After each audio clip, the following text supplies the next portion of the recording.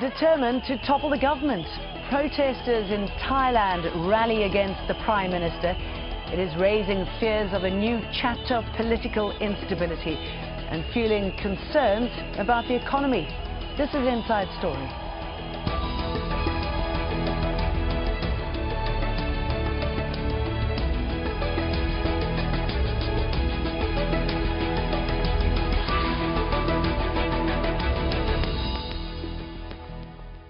Hello, welcome to the programme. I'm Jane Dutton. Thailand's Prime Minister is coming under increasing pressure in Parliament and on the streets. Yingluck Shinawatra is facing a vote of no confidence from members of Parliament and calls from protesters to step down. Yingluck is the sister of the former Prime Minister Thaksin Shinawatra, who's been living in exile since being convicted of corruption. Protesters argue he is still effectively running the country and using his sister as a puppet prime minister. Tens of thousands of protesters have filled the streets of Bangkok. Demonstrators have occupied government ministries and surrounded other state buildings. Prime Minister Yingluck has used an emergency law to tighten security in the capital. The street protests are the biggest since 2010, when more than 90 people were killed in a military crackdown. But Yingluck has said the government will not use force against these latest demonstrations. She also defended her leadership. I insist there is only one cabinet with me as the Prime Minister. There are some accusations that I lack independence and that I lack intelligence and have to be controlled by pushing a button. I have to say, have I not been independent in the past 2 years that I administered the country as the head of government, which all of you may have learnt while we went through all those crises. We will talk more about this with our panel in a moment, but first Florence Loy has more from the Thai capital. We're at the Finance Ministry, where protesters have been camped out since Monday. Now, they're showing no signs of leaving. Many people, in fact, have brought provisions of food and water enough to last them several days. Protest has gained in momentum, with protesters taking over the Interior Ministry on Tuesday. Now, there are also groups that marched to other ministries like the Agriculture, Tourism and Sports Ministries. And we also understand that protesters gathered outside the Prime Minister's residence itself. Now, the police have sought an arrest warrant for one of the top protest leaders, Mr. Suthep Thaugsuban. They've also said they will try to come to the Finance Ministry, where Mr. Suthep is, to persuade protesters to leave. There are many people here who worry that this protest could turn violent, just as it did in 2010, when the army cracked down on the protests ordered by the government, and it resulted in the deaths of more than 90 civilians. Now, nobody wants to see that happen again, but the protesters have vowed that they want to see an end to this government. They want Yingluck Shinawatra out of power, and they're using every means possible. Now, there's also a 2-day debate of no confidence going on in Parliament, which was brought by the opposition. But Prime Minister Yingluck Shinawatra is expected to win that debate easily, win that vote easily, because her party commands a comfortable majority in Parliament. Let's bring in our guests then. In Bangkok, Krinsak Yadawansak, Senior Fellow at Harvard University and a former Member of Parliament for the Democrat Party. Joining us from Zurich is Rajiv Biswas, Asia Pacific Chief Economist for IHS Global Insight. And also in the Thai capital, we have Supong Lim Tanakul, Chairman of Strategic Studies at Bangkok University. Thank you very much for joining us, gentlemen. Krinsak Yadawansak, let me come to you first and get a sense from you on what's happening with these demonstrations and what is it that you're seeing on the streets of Bangkok? This is a result of the culmination of many years now of this conflict that is dividing Thailand right in the middle in every single arenas and domains. And I think this is the show of force from the opposition, who would like to dislodge this present government and the relationship with the former Prime Minister. So I think this is come to a culmination of some sort. And we seem to be seeing a change in dynamics on the streets, aren't we? You notice that in the Parliament, because of the small number of MPs from the opposition, it's almost impossible to undo the government, and therefore the street protest has been used these days and has been in the past few years as another parallel means to trying to influence the public on the ideas of how to bring down the government. And therefore, because of the conflict is so deep and the balance of power, both sides are almost equal when you take everything into consideration. And therefore, this is what you're seeing, a display of this conflict spill out from the formal politics in parliament onto the street.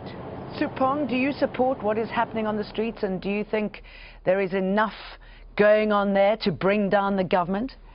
The situation is very, very fluid right now. I think there are two major reasons. One is the steamroller process that the government passed the blanket amnesty bill 4:30 a.m. in the morning. And also, secondly, the process of selecting the senators have been changed, and it has been challenged in the Constitutional Court, in which the Constitutional Court said that it is illegal to do so. So, as a matter of fact, I think it creates a vacuum of confidence from the Thai public that since the court said that the Constitution amendment was unconstitutional, the government lost its legitimacy as the leader of the population of Thailand. And the street protests, as we see now in Bangkok, in progress, is because people are very angry at the blanket amnesty that will let go 25,000 cases, of which it will cost Thailand taxpayers more than $5 billion. But what is it that they ultimately want? I mean, the government was elected, so what is their end game here? The end game is very, very unpredictable. If the government decide that they are going to use the velvet glove, they should right now call for dissolve of the parliament and let things cool down for 90 days, 120 days for a re-election, so people can cool down and think and find some solution mutually acceptable for both parties. If they start to use force by using police, people will get hurt and maybe will get killed, and it will get out of hand again. It might repeat the situation of 2010, which we don't want to see. Krinsak, talk us about the security situation on the ground. Yenlak said that she's very reluctant to use force, but when do you think the military will be forced to take sides, if it ever reaches that point?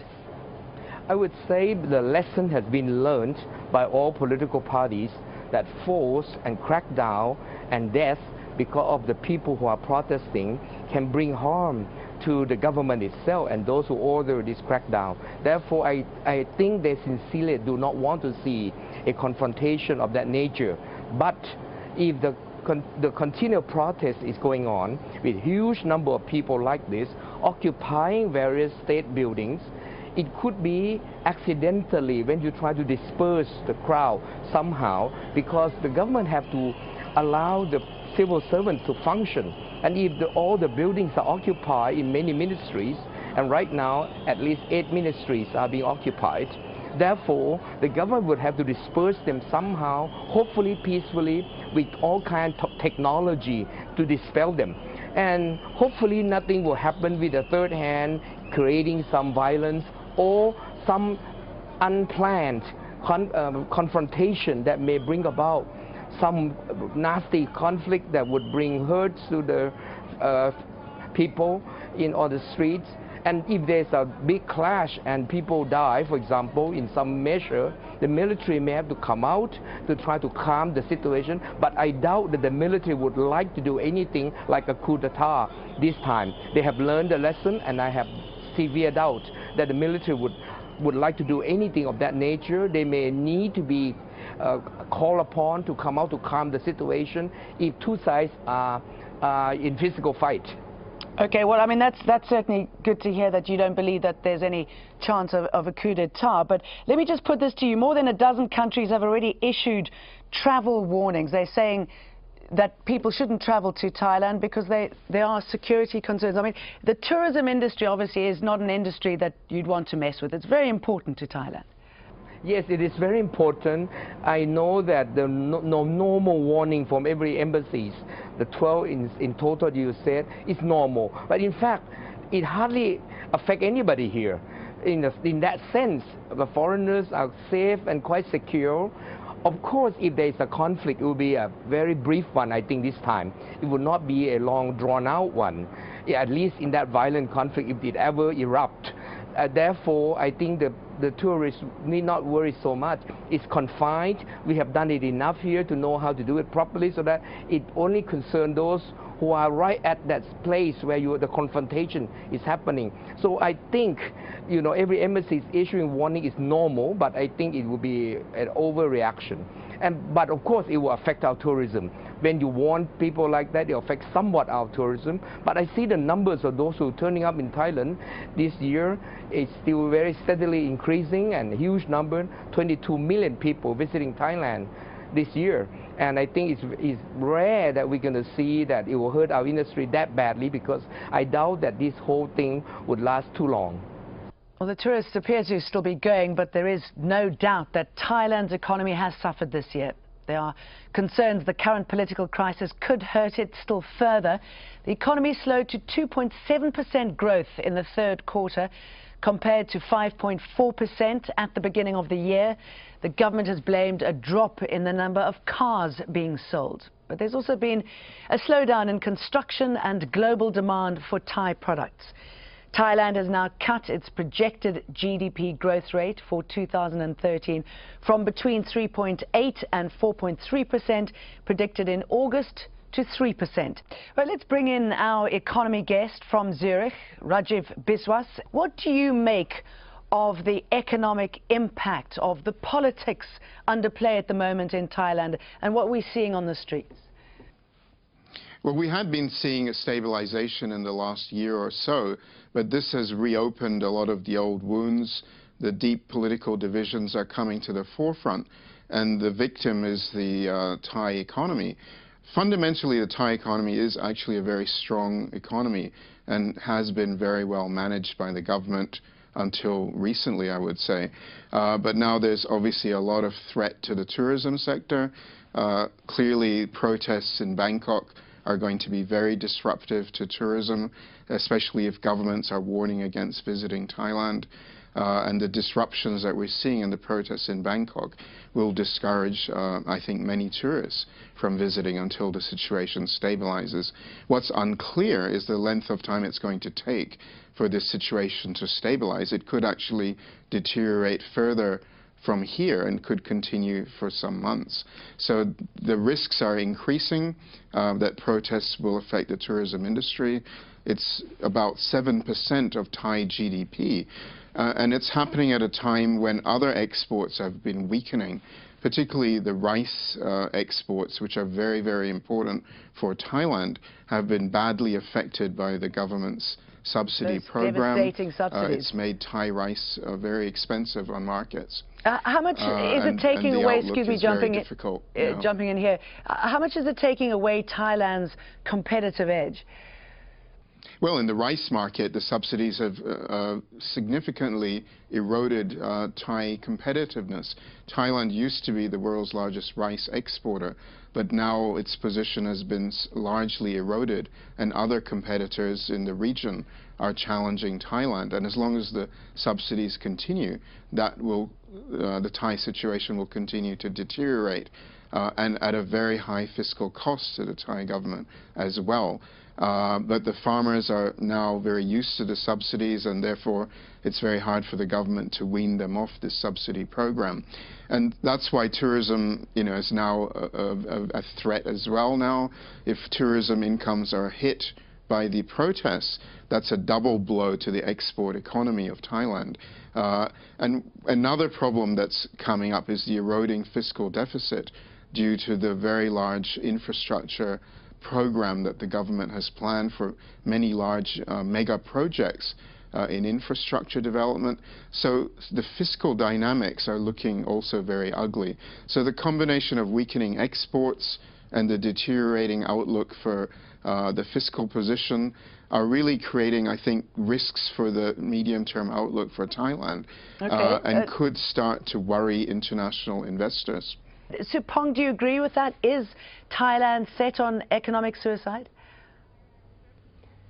I agree, because a lot of things is happening in Thailand, and the problem is we can no longer trust the official figure of this government. There has been a lot of white lies, as admitted by the Minister of Finance. We have received some information that the inflation is only 1% in Thailand, but it is not so. And we have received a lot of false information from the Government Bureau of Statistics, which confuse the people even more. Tourism is our main foreign exchange earner right now, but with this situation, a lot of tourists will be a little bit hesitant of coming to Thailand. This is the peak season, but it will reflect in the first quarter of next year. So the fourth quarter will not be affected, and I hope that the situation will proceed in a peaceful manner, and the settlement is quick.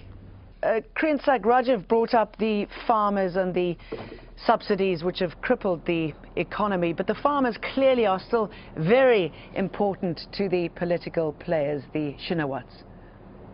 Yes, the rural areas are very much dominated by the farming sector, and therefore, and there's a large organized voters base. And therefore, it's very important for any political party to capture those votes to win. In the north, in the northeast, are full of huge, numerous numbers of farmers and rural people. Therefore, any party that captures that will always have a high chance to win. With that kind of thing in mind, it's very difficult for any political party not to think about that. The previous government also, from another party, from Democrats, also used another scheme, another rice kind of guarantee scheme, but not as terribly managed as this one with rice pledging scheme. As being well said, I agree that I think this whole thing, or this whole drama of trying to play with voter base through all these subsidies is devastation for the entire future of exporting rice. And I think it's going to be very difficult to recuperate if nothing is done fast to reverse the policy, and we need to come back to sensibility soon. But anyway, with those things in mind, there's another factor also that show out that make the Thai economy not doing as well as it should be. That would be the world economy, which we are dependent badly in terms of our export. Because we are export-led economy, and we need the world market to absorb our goods, and also investment-led economy like we are.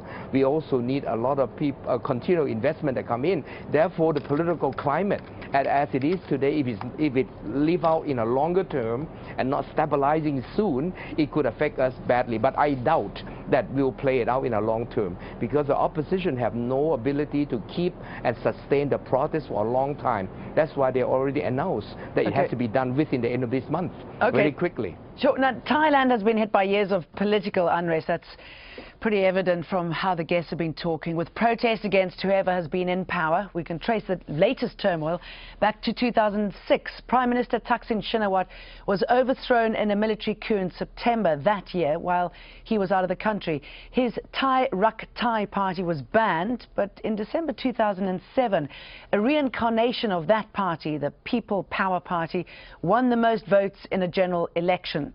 Thaksin was charged with corruption in August 2008 and fled the country for London. He was later sentenced to 2 years in jail in his absence. 2008 had 3 prime ministers in 3 months, and that led to yet more protests. The worst lasted from March to May in 2010. Soldiers eventually broke up the crowds of Thaksin supporters wearing their trademark red shirts. 91 people were killed. The pro-Thaksin Pheu Thai party won a landslide victory in elections the following year, and Thaksin's sister Yingluck Shinawatra became prime minister. This year has been tough for her. She tried unsuccessfully to change the 2007 post-coup constitution and triggered the latest protest by trying to push through an amnesty bill that would have allowed her brother Thaksin to return to Thailand without facing jail. I mean, Supong, it still defies belief, doesn't it, that she would even consider giving amnesty to those people who basically killed her supporters. I mean, she can't be surprised that so many people have turned against her. Yes, definitely. And I think it's the overconfidence in the part of Thaksin, because his close aides have announced publicly that he went to Dubai and presented Thaksin with 7 versions of the amnesty bill, and Thaksin chose this one, which will give total amnesty to both corruption, extrajudicial killings of the drug dealers, and also the death of the Muslim South, about 150 people in Krushe and Takbai, which started the violence in the South.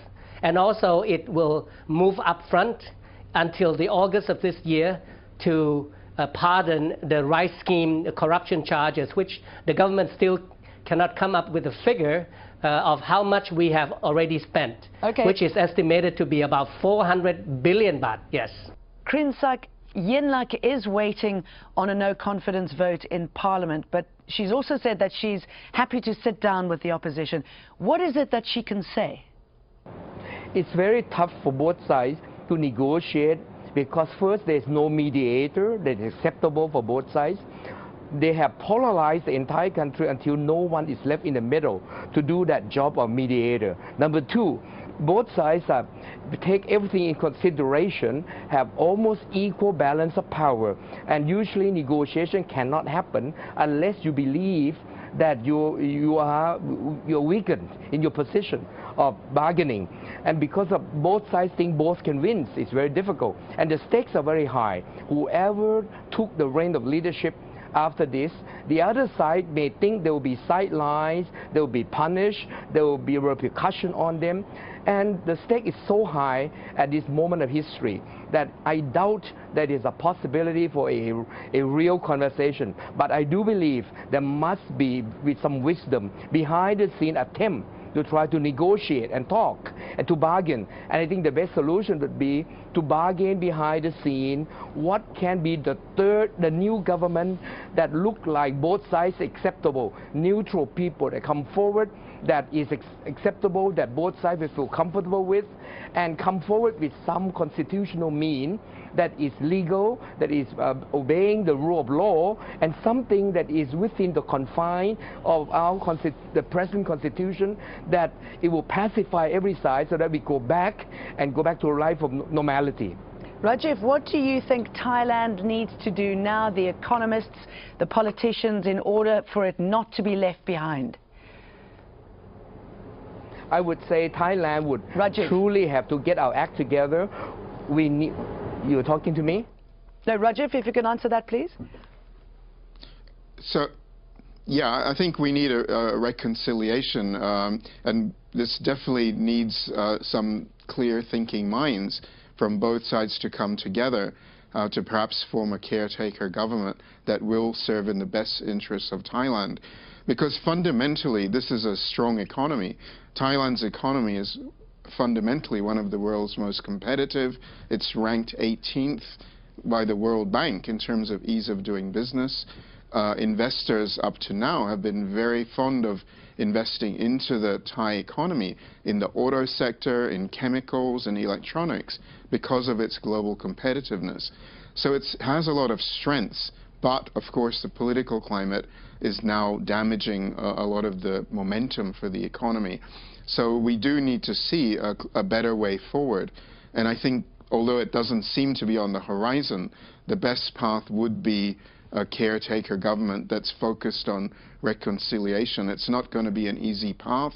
It's going to take some time, but that's what's needed because this is one of the biggest economies in ASEAN. Okay, well, it's thank you for taking us down that path. I'm sorry to interrupt you, but we have run out of time. Gentlemen, thank you so much for talking through this interesting time in Thailand.